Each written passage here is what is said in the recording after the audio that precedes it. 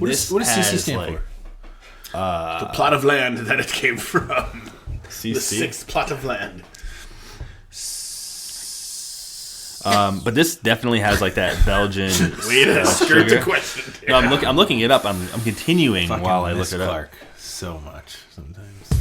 This week we're drinking Trappist beers. This is episode 103 of the Malting Hour. What's the haps on the hops? Got yeast, that's bees. This the Molten Hour where we talk about our drink and tell you what we think every other week. And if we get drunk, well, we might slur our speech. Got the gift of gab, the friends you wish you had. Join us for a drink, join us for a laugh. Time is never wasted, where you getting wasted. The Molten Hour here, people take your places. People take your places. People take your home. Welcome to the Malting Hour. I am one of your hosts, Tony Gold, joined always with Brandon Winninger. and to my left, Danny Polly. gentlemen, we're back. We're back together in the same room and drinking together. We miss you, Clark. Yeah. Or I miss you, Clark. Do we? I miss Clark. Do we miss Clark? Yeah, I miss Clark. I don't know. Do you miss Clark, Brandon? I miss having somebody that's going to give us answers to things when we have questions, but... Oh, speaking of Clark, though, didn't he get a new microphone for Christmas? He did. So next time he's on. So, that being said, he could probably sit at the bar now. Ooh, that's right. No, I like him at his table. You guys, how was... So do I. It's more convenient. It gives us more space. It's true. How are the holidays, guys? How was it? Because, it's February now. By the way, it's my birthday today. Did we record... The last time we recorded, was it Tony. before Christmas? It was after Christmas, right? Yeah, it was after Christmas, around New Year's, or before New Year's. Yeah. Yeah, I don't remember when I think we so. did this. I don't know. It's a long Knocked time out a ago. couple of malted minis. One night, got 3 of them in, and we also had the Howard Street episode in January. But this is the first time since December that we're together recording, and let's do it. Brandon, this particular beer style I feel like is very near and dear to your heart. Maybe not so much the Trappist part, but Belgian beers. Well, so love monk beers. My love for monks just carries over to He beers. does have a monk holding like a beer stein tattoo on his left butt cheek. I had to think about that when you were describing it before it became a tattoo. I was like, do I have a monk thing somewhere? I was like, maybe I do. I gave you the tattoo. Yeah, so specifically we are talking about, we're going to be drinking a couple of Trappist Belgian brews, specifically from Belgium. There are some Trappist breweries. No, there isn't. Oh, no, that's right. No, Is they're all it- specifically Trappist Yeah. breweries. Monks made them. A couple of, there's a good lot that I got that are from Belgium. Yes. And I think, I don't even think the Trappist style, I don't know if that's, it's not specific to Belgium, and I don't know if that's necessarily where it started. It actually got its Is it name. France? No, it was La Trappe. Well- La Trappe, like that, because all the Is that Trappist from La Trappe? Yeah. We're not talking Okay. about, we're not talking about SoundCloud music, right? Trap. Right. Got it. Okay, make sure. Which is kind of funny. I almost went and grabbed. There's a liquor store that has some La Trappe, like their quad from 2015. Ooh. And it's a really good quad. There's several different, batches of it, and every time I've had it, it's been fantastic. So I was going to grab that. But I walked into our local big box liquor store, and it had literally all of these. And one of them is one of my favorites, but I don't think we're going to drink that today. We'll probably save that for another time. That being said, I think we said it. Yeah, but we're drinking some Trappist ales. Yeah. I'm excited. And what sparked this, number one, we needed an episode, and what sparked this was that something happened. Some monks. There are no more monks. No new monks. So I think is it in Belgium? that They from my said in Belgium information? the last monks have finally left. Yeah. The monastery. So the monastery locations. You can say it, Dan. It's okay. Yeah. Jump over. We talk over each other. Well, no, I was going to say, so Achel, which is one of the ones that we have here in 2021? I believe 2021. 2021. But they, and actually just read that they actually just sold to somebody they lost the Trappist beer, lost its recognition in 2023, and it says it's sold to a private person. So I didn't know. I didn't even read that earlier. So the beers, these specific beers are still going to be made. It's just they can't. They're no longer. They can't have the Trappist name because Monks are not they've making gone private. Yeah. Well, it has to be because with Achel specifically, there has to be monks either brewing or overseeing, and the last like 2 monks that were left at Achel, which is like the smallest of all the Belgian monasteries that brewed beer and were Trappist, they like retired and moved to a different one, and so like because they weren't there overseeing, they weren't allowed to be called that anymore, even though they were still going to be brewing the beer. And I think that the monks even said like they're still going to be like looking after it, but because they're not living within the 4 walls of the monastery, it can't be Trappist. Does looking after it mean that they're just going to be drinking a bunch of it and being like, yep, still tastes like beer? That's what we do here on this podcast. We're just looking after these beers to make sure they have a good home, our bellies. Speaking of beer, which one are we going to start with? Dan, why don't you go? Why don't you choose? Do you want to start with the Achel? Let's do that since you're talking about it. Yeah. So this has like a very long history. It is on the border, I believe, of the Netherlands and Belgium. But it had I did a little research today on it, and I don't remember everything, so I'm not going to be able to quote everything. But it was talking about how it's like the smallest of the monasteries, and it was on the border, I believe, of the Netherlands and Belgium. And then when like during German occupation, they've long story short, they had to close a bunch of times and then reopen. But during the German occupation, during the World Wars, the Belgian half was destroyed, but the Dutch half still stood because they didn't want to disrupt the Dutch, because the Dutch were neutral in the war. Oh, interesting. So they like destroyed half of it. And then the Germans ended up they had copper tanks in there, or tanks as in like brewing vessels, and the Germans stole the copper and used it to build stuff for the war. So they lost their thing. And a story I have for this leading to the other beers. I thought that was your story. That is the story. Long story. Carry on. So whenever they were going to go public again, so they started brewing again in like the 60s, I believe it was, but then in the 2000s they decided, it was maybe 98, early 2000s, they decided to go more commercial, and they had brewers from Westmalle and from Rochefort come in and help them develop their recipes. So the other breweries were trying. Yeah, 2 of the other breweries were going to try. So this maybe, I don't know, maybe this is a blonde beer, because they have a couple different ones, but maybe this was developed by 2 of the other breweries we have on the show. Yeah, I do wish I would have grabbed the La Trappe. I was reading about... Back to the goddamn La Trappe. I was... It's a trap. I was reading about it. reference. And so they're still listed, I mean, according to their website, as an authentic Trappist beer. And I didn't know that they're... I'm very familiar with it because just... I got introduced to them because the beer rep at Fishman's, like, he handled a lot of the Belgian beer, and so I knew that La Trappe had a location in Belgium, but it actually started, I think, in the Netherlands. They have a spot there, and that was their original location. The monks went from France and migrated to, like, some king's old, like, country ranch that he had, and they were just like, this looks cool, and they took it and like made it their monastery, and it's still there. Like, that's also dope. King's Country Ranch sounds like a type of salad dressing. Just that popped into my head. Just welcome to King's Country Ranch. What do you guys? This is my first time having this particular. I think it's my first time too. My first time too. What do you guys think about it? Does it say blonde beer on there? Okay. So they have 2 of their main beers. Is a blonde beer. The other one is, I think it's like a dark Belgian, but go on. Sorry. No. I mean, you're fine. I was literally, I just looked over. I'm like, this is blonde beer. The carbonation on this is interesting. I was not expecting it to have that kind of like seltzery tingle, and it's pleasant. And then it just makes me like, I'm curious about the other ones, specifically now, since like I literally when Tony and Dan came down here was the first time that I poured off some of my Belgian that I had made. Which, by the way, if I stick to my guns and I get Clark over here, I'm entering that into the National Homebrew Competition. Pretty exciting. And we're going to make, by the way, Clark, we're going to need you to use your canner. I already asked him. Okay, good. I gave him a heads up. Good. He's like, when do you need this by? I was like, end of February. It's like, oh, cool. So they have a Brune. They have Achel. They're both 8%. They have the Blond and the Brune, which is the darker. It looks like more of like a traditional, like even like a barley wine almost, but with like crazy head. Yeah, this has that like a lot of those notes in Belgian beers that I like. You know, it's bordering, to me, this borders on like a really, really strong Hefeweizen,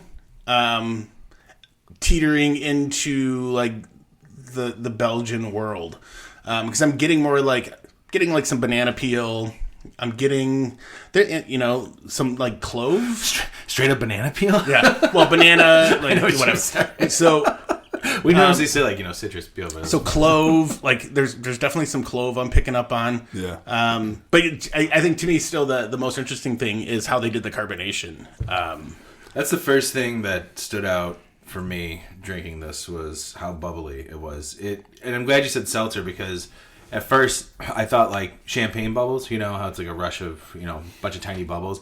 But these feel more like carbonated water or seltzer bubbles. I think these are mostly all going to be bottle conditioned also. I think so. It's probably going to add to that. I think this, I may have said it in the past, I'm not a huge Belgian beer fan. I like Belgian quads. I think Belgian quads are delicious. And there's Brandon, your triple is really good. And we, you know, first episode that we did, we talked about Belgian triples. I have a place in my heart for them. It's just not a style. I'm like, I really want to have a Belgian beer. This, on the other hand, I could drink this. This is crazy drinkable for 8%. Really, really good. Yeah, it does not come off as 8%. It's almost like refreshing. Yeah, some Belgians are like syrupy and like you get the alcohol burn. Not getting that on. No, and I feel like the carbonation for me is what's helping this 8% beer drink so easy. Yeah, so this last time that I brewed the Belgian triple, I did a lot of reading about triples and just kind of like the style, and I didn't necessarily do much different than I had done last year. I still did I did the first wort hop editions, which I think definitely changed the profile on the entire beer. Whatever you did with that this time, like I was telling you before we started, there is that, like, this has that background middle tongue bitterness to it. That's what your triple has. And last year's was just a little more sharp, which, again, not bad, but your batch this year is well, and much this better. year, my original OG was still the same that it had been in years prior. But that thing fermented out a lot more. And so what I was reading about Belgians, though, is Belgians are supposed to be dry. Belgians, like, they're typically dry. And I'm getting that from this. Absolutely. That was the other thing I wanted to say. That dryness is coming through. And, like, when I had the... so when I was kegging the Belgian, I did pour a little bit off and I took a sip. And I was like, okay, that was the first time I had it. And I was like, there's that dryness. I was like, it was a lot more present. So years past, like the last 2 years I did it, I think the Belgian, that one clocked in about like 9.3, 9.4%. This time it was like 9.98. It's almost 10% for... What was crazy too is, so I didn't do much different. But I cold crashed it this time. I took the fermenter, I put it in the fridge, and I let it crash. And when it was dropping in temperature, it started fermenting again because I was using my tilt hydrometer. So, but it also could have been the temperature change too. I was to say, and not only that, also when you moved it, you probably stirred some stuff up. Yeast, yeah. Yeah, but like it literally went down like a couple more points, and it went from like 9.4 to 9.9. Which is fine. I was okay with that. And like I said, when I was trying it, there was that dryness, and that's like what I'm getting from here, and it makes sense. And I think when you get to the styles that are like the doubles, the triples, the thing that I read was triple doubles. The sweetness that you get out of those beers from everything else that's in there overtakes the dryness. You'll still notice it, but it's not as like... It's not like drinking like a dry wine or a dry champagne type of thing. It's definitely, it's still dry, but the sweetness balances it kind of. And I think that happened with the triple that I did this time. So yeah, I glad you brought up the dryness on this, because I feel like I said, that's what makes this so refreshing of a beer. especially at 8%, and with those little bubbles in there. I mean, I want to go grab some more of these. Drink this on a nice, warm spring day. You know what I mean, guys? Yeah. Spring. When it's like 40 degrees and you're like, man, this is awesome. I'm wearing shorts on Monday. Yeah. It's going to be great. How many monks? How many monks would you give this Brandon out of 5? I'd go 4.5. 4.5 monks. Yeah. Nice. Just based on the style, like what I know about the Belgians in general, and The people? Yeah, good folks, them Belgians. Hey, maybe we'll get some Belgian listeners with this episode. We have some. I know. Maybe we'll get some more. It surprised me how much I liked this. Like, just being on the lighter side, but it's got everything that I want in, like... I want to drink this all the time. Yeah, it's got everything I want in a Belgian beer, and 8%. it's not super heavy. Getting fucked up all the time. It's not super heavy, easy drinking. So, yeah, I'm like 4.5%, I think. Dan? I'm going to go 4.5 monks also because it's like that. It's got that, like, rare balance of complex yet super drinkable. Like, it's not... I mean, if you want to think about it, you can. If you don't have to think about it, but it's... Yeah. And when I saw Blond, I was kind of like, I don't like blonde ales, but I really dig this. It's the Belgian yeast for sure, but I dig it. I'm in agreement with you too. I think 4.5. It could even go up to 4.6, 4.7-ish months. Yeah. Probably goes really good with some boiled peanuts. Gross. I think it's a very... I think you're right. Like, it's a beer you can, like, sit there and analyze, but it's also a beer you can just crack open and drink. And I think it's a very approachable beer. You can 100%. have just anybody try it, if you wanted to have someone. Belgian gateway drug. There you go. I don't know why you feel a drug, but yeah, it's a Belgian gateway beer. I mean, especially for people that say they're not into Belgians, like people that are into blondes, people that like Hefeweizens. This is definitely it's a good representation of a light Belgian beer. Absolutely. Well, with that being said, I can also confirm it does go well with the boiled peanuts. gross again. Tony will stick with them. I'm going to stick with the regular dry roasted peanuts because these boiled peanuts kind of they put off a tender, an undercooked bean. I don't know what it is. Green cap. Green cap. Hey, Right. it's another Dan one. We're going with 2 Dan beers right at the top. Did not research at all, but I do know. Planned it perfectly. None of my beers will be drank.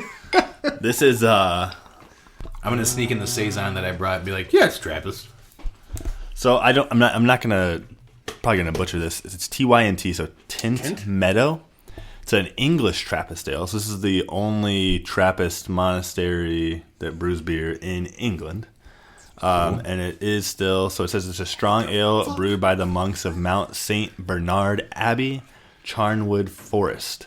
And when I was reading about this, it was talking about how a lot of the beers, a lot of the Trappist beers traditionally are named after the region they're from. So like Westmalle is like an area and such and so on.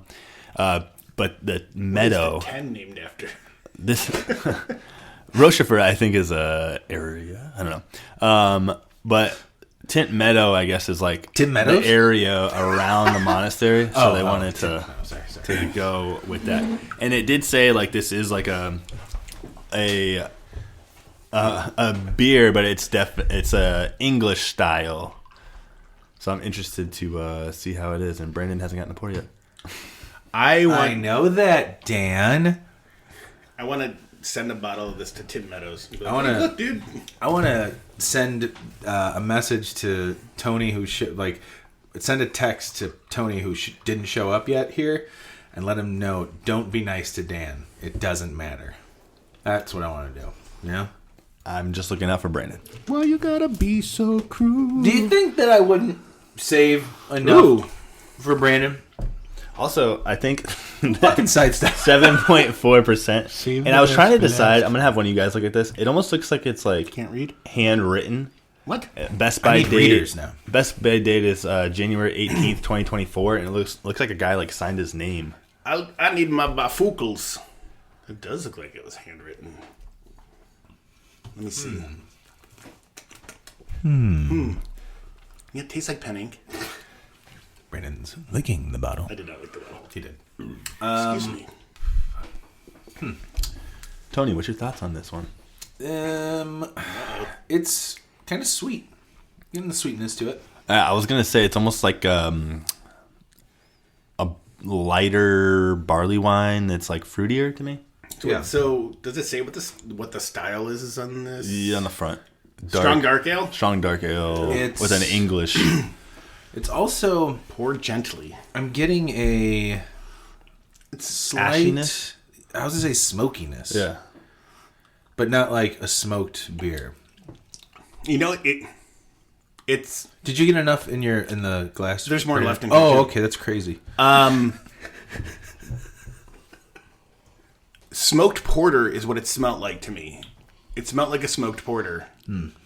I get like a candied Belgian style beer with the. Let me read this little descriptor here, see if we can go off of It's it. diacetyl. That's what it is. It's fucking buttered popcorn. Tynt Meadow is mahogany colored with a subtle warm red hue and a it lasting beige head.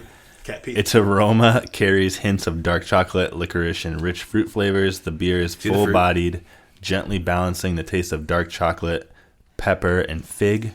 It leaves a warm and dry finish on the palate. I can see the like dark chocolate that gives you that ashiness, like I'm talking about, where it Sure. almost dries your mouth out. Yeah, trying to yeah. eat that.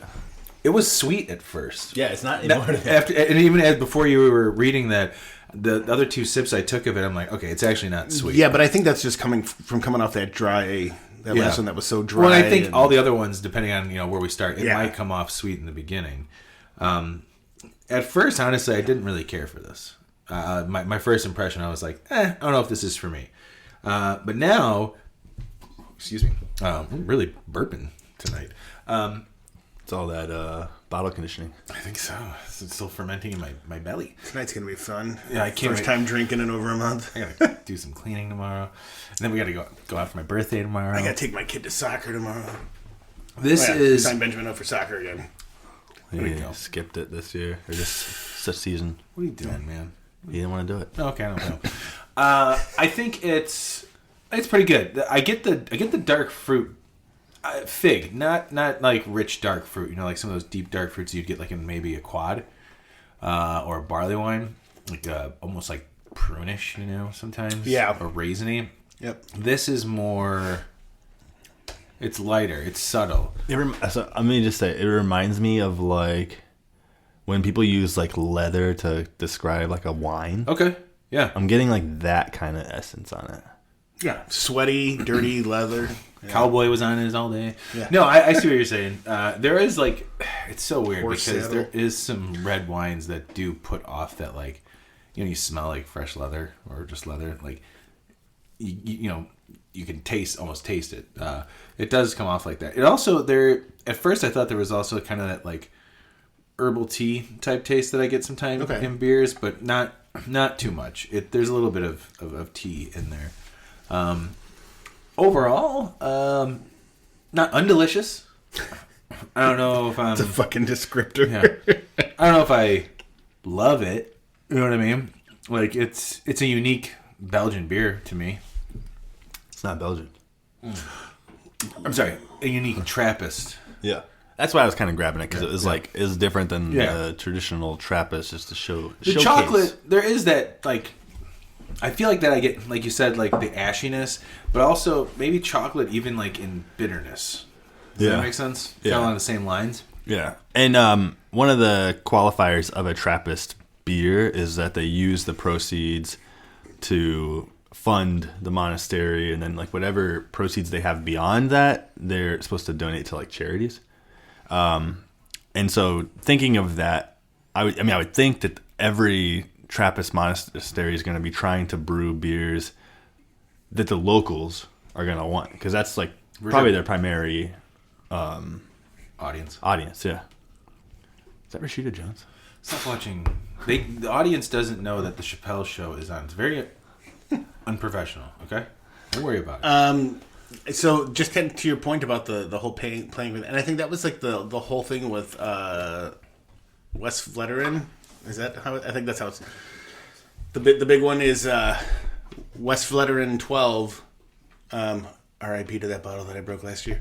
So sad. Yeah. That whole You broke it before drinking it? Well, I had 4 of them. I drank 3 of them. I've never tried it. I've had it twice. Humble Probably brag. both with me. Not humble, and yes. That beer typically never leaves Belgium, and you have to go to the monastery to get it. And they only brew a certain amount of it, certain times of the year. But they did a special release where they went worldwide, and the U.S. got a good allotment of it. And the only reason they did that was because they needed to fix their roof.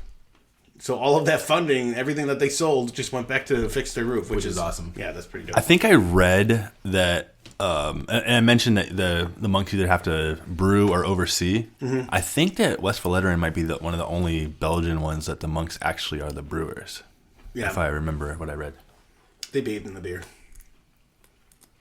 I would. While it's fermenting. Gross. So you get those natural flavors. Sorry, random mouthful of peanuts. Dan? Yes. I wish I edited this fucking show. So many changing his words. Dan, how many monks do you give him this one? I don't like it as much as the first one, but I do like it, so I'm going to go 4. Ooh, I like that. Brandon? I'm like 3.8, 3.9. Yeah, I think I'm about 3.6, 3.7-ish. And that's a realistic thing. And I'm not because it's a bad beer. It's just not something I personally. I think it's a good beer. I think it's a pretty good beer, like pretty darn good beer, and I think a lot of people out there like it. I'm sure, and a lot of other people that we know will probably like it. I'm sure Clark might like it, but Clark's not here, so we won't know. Hey guys, it's Clark. Oh shit, it's Clark. Hey Clark, what's going on? Yeah, this beer sucks. Oh, I was wrong. See you later. Bye, Clark. Good to see you. I'm gonna go back to not having COVID but being sick. He's just not here. All right, that's 2 down. I thought he was sick. Yeah, well, he's got a stomach bug. He's not COVID. No. That's what I said. Not having COVID but being sick. He's got poo-poos probably.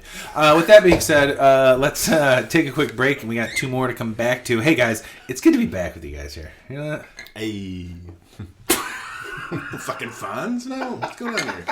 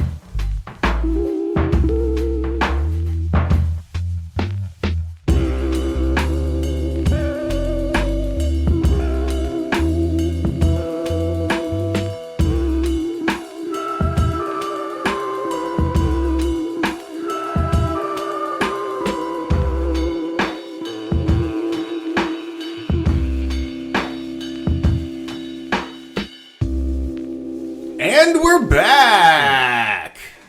First one for 2023. We're back. It's our Trappist Ale episode. And we're here back together again. Back in the sitting around Like peas and carrots. eating snacks. Yes. We're eating peanuts, but not the same peanuts. Right. boiled peanuts. Boiled peanuts and just regular salted peanuts. Roasted and salted peanuts. And this episode is brought to you by Signature Select Peanuts. Signature Select. Find us at Jewel. Wait, which one did we... Oh, okay. The Got it. 6. Yes. This is... Okay. Ooh. This is what I'm talking about. So this is... Do you want to introduce it? Oh, go ahead. Rochefort 6. And it is the red cap brown beer that they have on here. 7.5% Called me in high ABV. school. Hey, red cap brown beer, what's up? I was always drinking milds. So this says it's brewed only about once per year, representing approximately 1% of the total beer production. This is on Untappd, so who knows how true this is. This gives the Play-Doh and all that jazz. This is the oldest Rochefort Trappist beer and was brewed empirically until the end of the Second World War. Until 1958, this was the only Rochefort beer that was bottled in both 33cc bottles and 75cc bottles. Ooh, interesting. Hmm. What does CC stand for? The plot of land that it came from. CC? The sixth plot of land. But this definitely has like that Belgian Way to skirt the question. No, I'm looking it up. I'm continuing Fucking while I miss look it up. Clark so much sometimes. CC is an abbreviation for cubic centimeter. The old metric system. You know what I mean? One day America will get there. One day. So I don't know if you guys heard my reaction in the beginning before you started reading the descriptor of this beer. I found the answer. So Rochefort 6 is named after its original gravity measured in Belgian degrees. Ooh. Hey. And it's a brewing scale that's no longer used today. So I'm assuming the 6, 8, and 10 are all part of the same. Yeah. Yeah, but the 10 is a little... Oh, but the other converted over to... Yep. The other thing I was reading is that like a lot of the Trappist breweries, like they don't label their stuff single, double, triple. Like it's kind of like us. They just make it. We try to put them in a box. Don't box them. Don't put them in a box. But it helps me remember which beers I actually really like. And I will say this. This is probably, as soon as I took a sip, it like kind of set me back to, we bring up Fishman's a lot, of maybe the first time that Mike, my brother-in-law, and I did exactly what you did, Brandon, which was buy all of these because I wanted to, take a trip and try all the different, 6, 8, 10.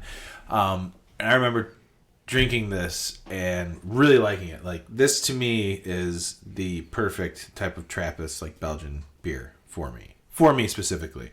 It's not dry. No, not by any means. It's almost like, and it's not like sweet or anything. But no, it's like there's a sweetness you're to saying. it. So I will challenge you on the. It's not dry. It is dry. I can definitely tell that it's dry. Okay, yes, but that sweetness. It's what you're saying before. It gives it that juice. Yeah, it's what you were saying before. Yeah. There's also like a caramel butterscotch candy flavor to this for me. Do you guys get that at all? Yeah. Yeah. And I feel like if Werther's Original was a beer, this would be it. No, I don't really mean that. It's so funny that you said that. Becca, in her alter ego of being a grandma, always buys Werther's Originals and keeps them in her purse. That's awesome because it's a delicious candy. And then we're driving in the car with Benjamin and she's sneaking them and eating. Anyways, so she had coffee one. She bought coffee. Those Werther's. are good.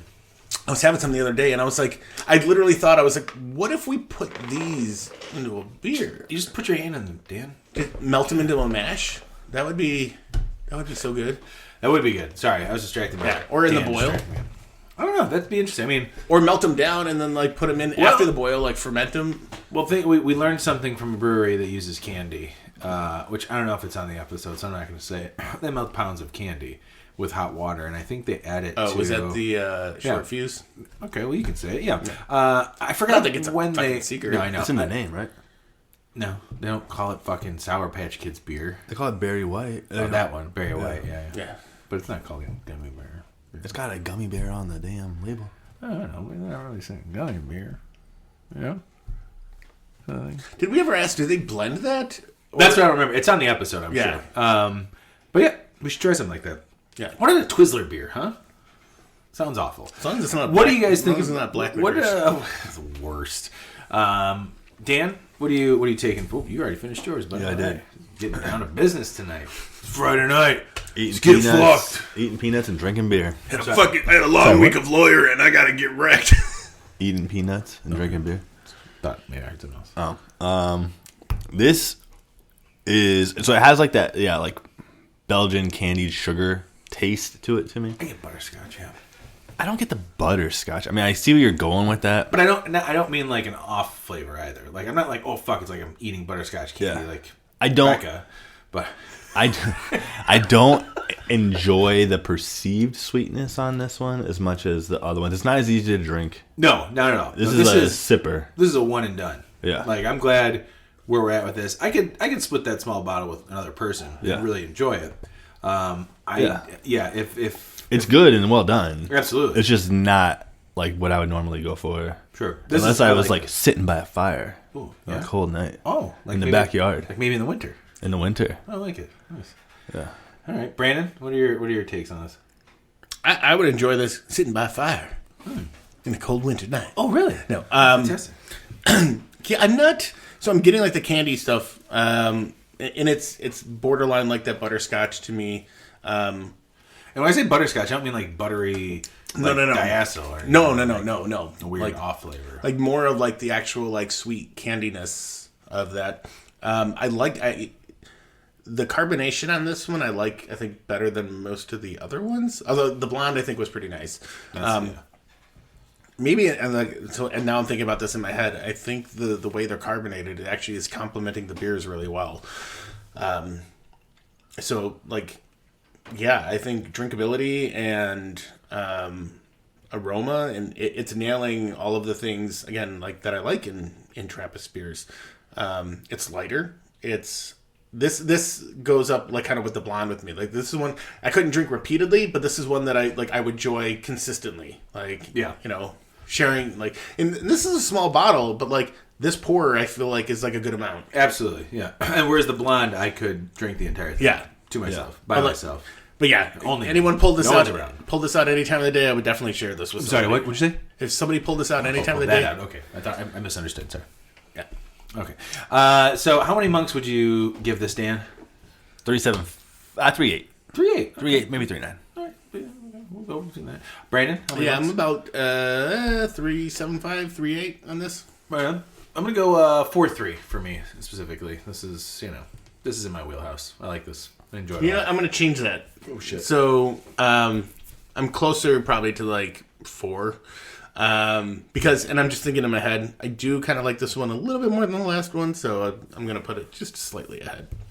Yeah, I definitely do like it more than the last one. Again, just that's preference. It's not a Personal bad beer. preference. It's okay. Dan, crack open the 4th beer.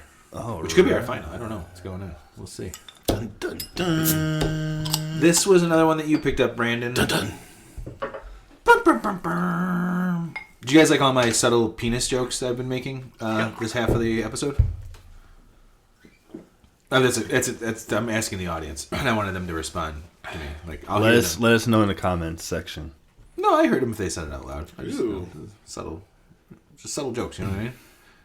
So this is the Westmalle Trappist Tripel.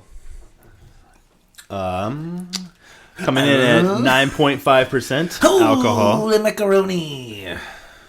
Was first brewed in 1934, and the recipe has not changed since 1956.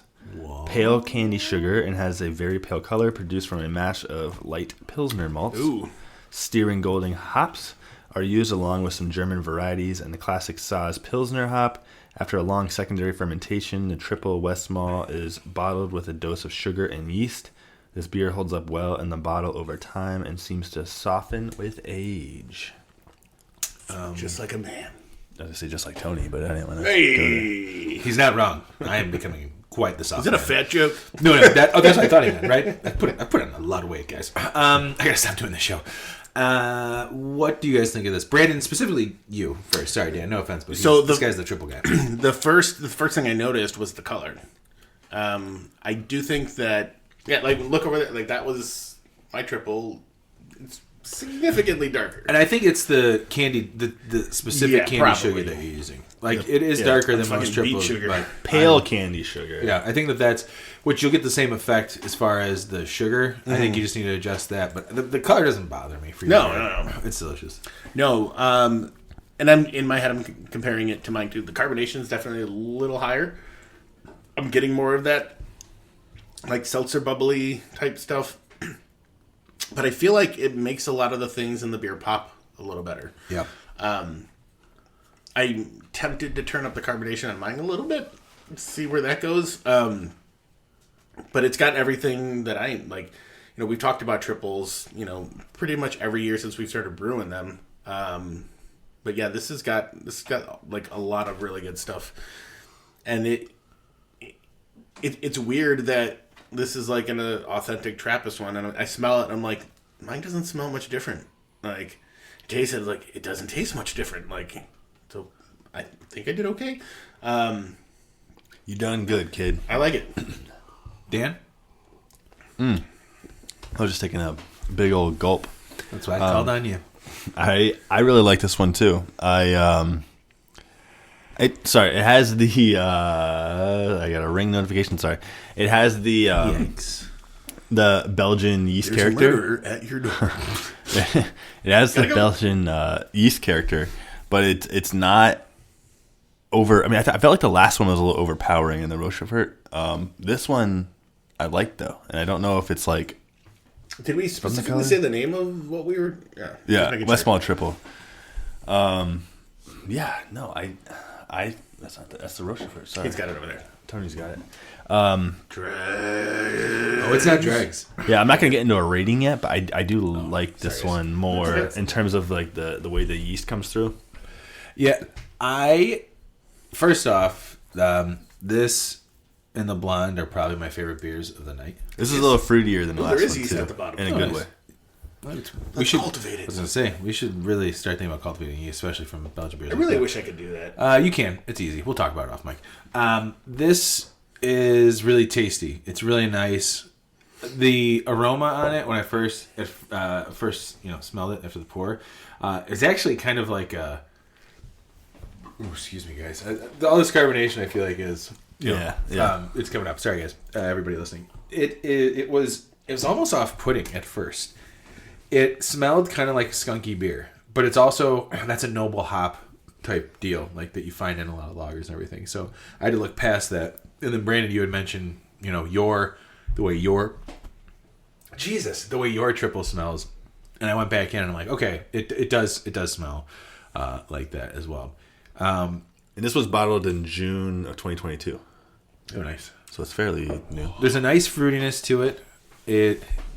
Everything about this beer is what I really like about a Belgian triple. And the only difference, Brandon, that I see from your triple, and if I'm just making a comparison, your triple and this triple, and it's the same thing I've said all night, is that little hop bite in the back. I don't get that from this at all. I'm wondering if your first wort hop needs to happen. If it needs to happen, or Yeah, that's because that's pulling out a lot of bitterness from the hops. Mm-hmm.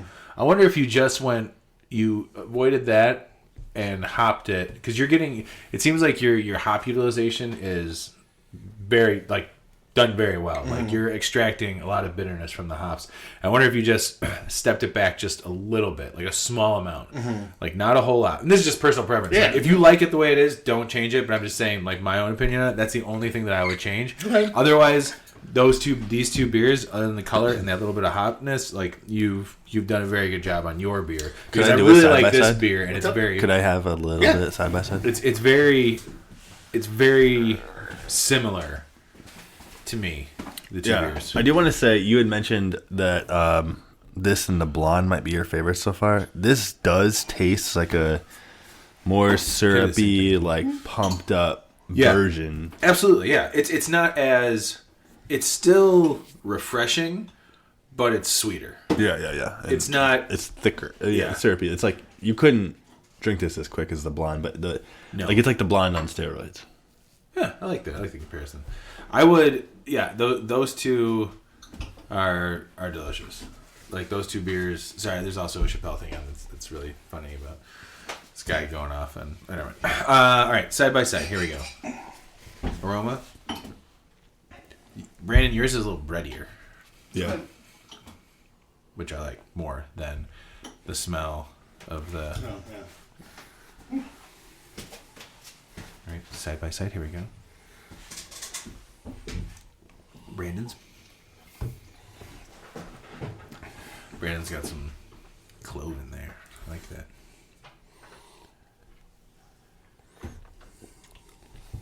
Okay. Huh. It's kind of funny because now I'm getting more of the hops in the. What is it? The Westmalle. Yeah. But not a bitterness, but a hoppiness from it. Yeah. And now I'm not getting that Also, we've worked our way through some Belgian beers tonight. One thing I will say is I feel like the mouthfeel in the Westmalle is a little lighter. Or the Westmalle, whatever it's in. To me, it seems slightly lighter. I don't know. Yeah, I think this might sound weird, but I feel like the Westmalle is more syrupy, but also at the same time, It's fruitier. lighter. Yeah. It's like, There's a fruitiness to the Westmalle. and it's a little. I feel like the sweetness kind of hits me in the mid sip, a little hotter on the, or a little higher on the Westmalle. Your Brandon's has more of like a. It's almost like the sweetness is more of like and the fruitiness is more dark fruit sweetness to me. Brandon's? Yeah. I think it's the colored candy sugar that you use. Yeah. Which again doesn't bother me. It's funny as you get, down lower. Yeah. You can see just the slight difference. It's funny because like Good lacing on the glass, though. absolutely having them side by side, there are differences. Yes. But it just tastes like I'm drinking a different triple from another brewery. Yeah. You know what I mean? Like there isn't like, well, you can really there's nothing wrong with your beer. It's a preference of a triple. It's fantastic, man. Good job being able to go side by side with having this beer. Let's blend them, right? Let's blend all these beers into one. Mine are all gone. Toe to toe. Settle down, Dan. They're blending in my stomach. Very good. So now that we did that, what do you guys? How many monks are we giving it? Not Brandon's. Brandon's is 5 monks in my book, as usual. I'm like 4.25. Dan? So I gave the Blond a 4.5. This one's gonna be like a 4.25, 4.3. It's like just below. I'm there with you guys. The same thing. Like 4.25, 4.3, maybe 4.35. I don't know. But it's very good. Hey-o. This, the Blonde's my favorite. This would be my second favorite of the night.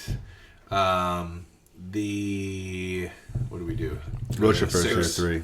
6 is 3, and Tynt Meadows is 4. For me, I'd flip the Rochefort and the English one for me. Okay, cool. We'll allow Just it's different, yeah. Yeah. What about you, Brandon? I'm actually same exact boat. I have a list. I was writing out which ones I liked in order. The same as me, or Same as you. Yeah. That's right. Damn right. We win. Clark, what do you think? It's not from Rev or Hazy. Wow. That seemed like Is this Deep Woods? okay. That seems like a dig. Which if you're not here, you can't defend yourself, right? Come back, Clark. This was fun. This was a fun time, guys. It's ironic that we did this in 2023, especially like my resolution last year was to drink more Belgians. I already forgot what my resolution for this year was. I have to go back and listen to the Maltese again. I think we said something about brewing. I think possibly. This does Every other month? fit. Every day. Every quarter. This fits in my One down. New Year's resolution, which was to drink more like Shut up and drink. Belgian. It wasn't it export. Yeah, like foreign yeah. beers. So Mine We'll was. get you some Guinness Foreign Extra Stout. I think mine was just brewing a little bit more. yeah, which you've Which already I've done. done once You've now. brewed more this year than you did all last year. No, he brewed once once. last year. And then I threw away my. He also forgot about it for a very long time. Try not to do that this weekend, Gotta keg it. I'm gonna try and brew one more time. Well, at least you won't throw out a tilt. $100, literally in the drain. All right, guys. Well, good to be back together with you guys. I really like it. Fun times. Fun times. I miss you. There was a little bit of like, I was actually kind of like worried and hesitant coming to record tonight, just because I was like, do we still have it? Do we still have that chemistry? Will we be able to still pull it off? I know Brandon and I do, but I was wondering, like Dan, you being here. It's been a while. Oh, shit, I gotta Dan's say, here? feels what's that? I said, oh shit, Dan's here. Yeah, Dan's been here the whole time. He's the one eating your boiled peanuts. Nice. Sorry. I said nice. But I will say, good, real first episode. And we got a lot going on this year, which I don't think Brandon, you know about stuff. I don't think Dan knows about stuff. But there are some things happening. So this year is also shaping up to be pretty fun. So, Clark, get your butt back here. Dan, thanks, man. Thanks for being around again. Thank you for having me again. We didn't have here. There's that peanuts. stuck in my... like your dry cough, you were warning us. Same deal. You're always invited. Thank you.